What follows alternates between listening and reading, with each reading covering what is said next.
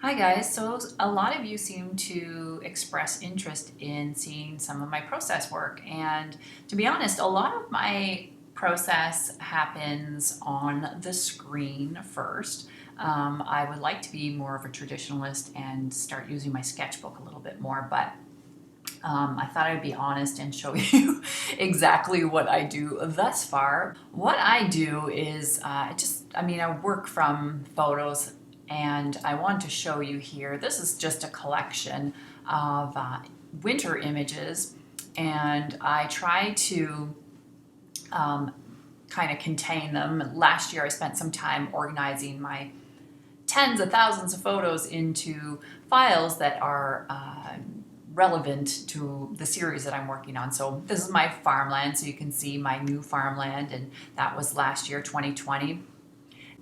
It's always a challenge, I find, to decide on how I'm going to organize the photos.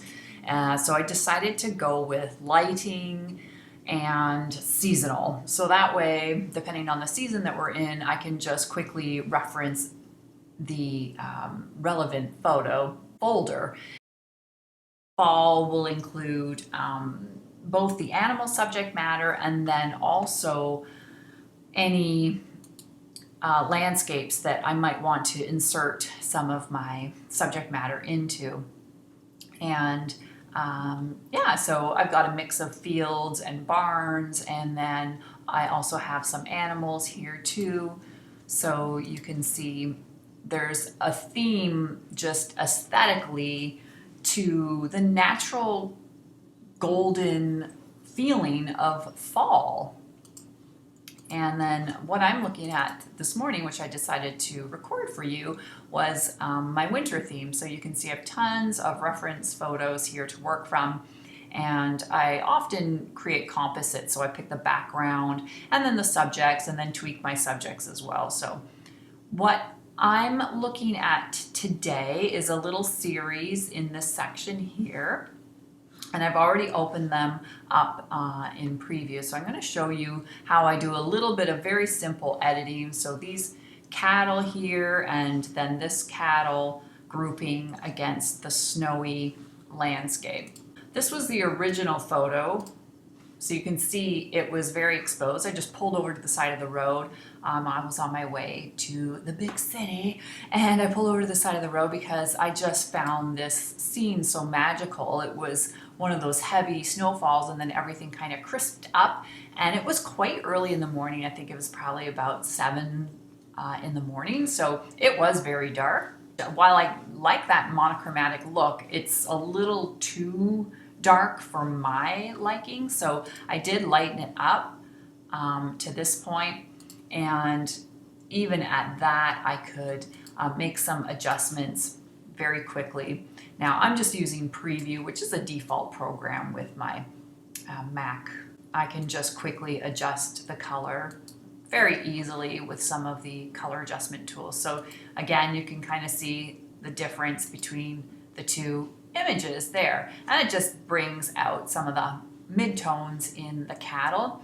And what I want to focus on is this line of cattle and then just their natural configuration, which is really beautiful. I'll probably move some guys around in a desired composition and get rid of this background stuff and just crop it to something long and narrow, and keep the cattle at the 1/3 point. So probably looking at something more like that, and then just keeping this background really, really minimal. So here's another example of adjustments that I made. So you can see this beautiful photo my mom actually took, and it was really hazy, lots of atmosphere, which is awesome, but there isn't a big distinction between the cattle in the foreground, middle ground, and a little bit of distinction value-wise between the farthest cow and these guys. But I wanted to increase the depth a little bit and create a bit more range in value. So I've darkened these two in Photoshop. I've also highlighted the water to create more action and activity in the foreground, and I've lightened this cattle. So there's a little bit more of a range. You can see the difference here.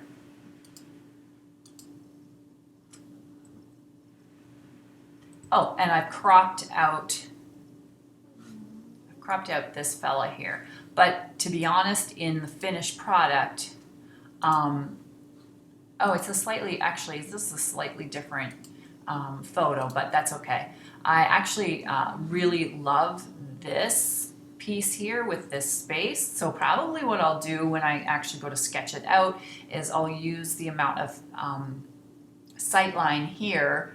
See, this cattle is kind of looking, and there's this beautiful amount of space over here, and I'll use that and add it on here in my sketch. Hopefully I remember that little tidbit. I should probably write a note for myself. This actually was from the same photo shoot, but this particular image, I wasn't even sure because it wasn't my photo. It was a photo that my mom took, again, from that same series, that same hazy day. And I was curious to know what was behind the fog, so I actually took my burning tool in Photoshop, and I found that there was a nice grouping of trees here. So I got rid of that big blank negative space, which is also very appealing, but I did want a little bit of action in that distant foreground. So hopefully you can see here there's a slight strip of snow and a nice kind of triangular wedge shape, which will help to give me that nice Z composition.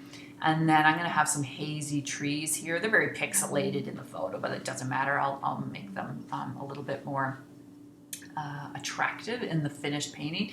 And then I took it a step further and I dodged out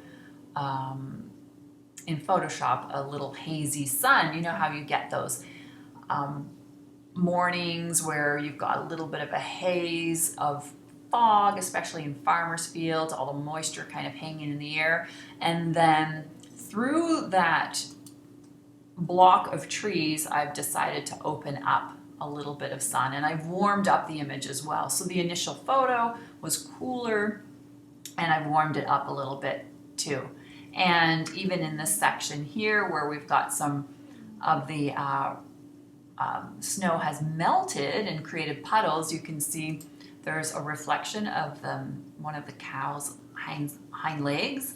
And so I've just enhance that color so that it's a bit more prominent. I probably won't be using such a rudimentary, like one tone hue. I'll definitely make it a lot more realistic in the final painting, but these are just the quick kind of changes that I do to kind of get my creative juices flowing. I can make the changes really quickly in Photoshop, and I don't have to invest in a loss of materials if things don't work out.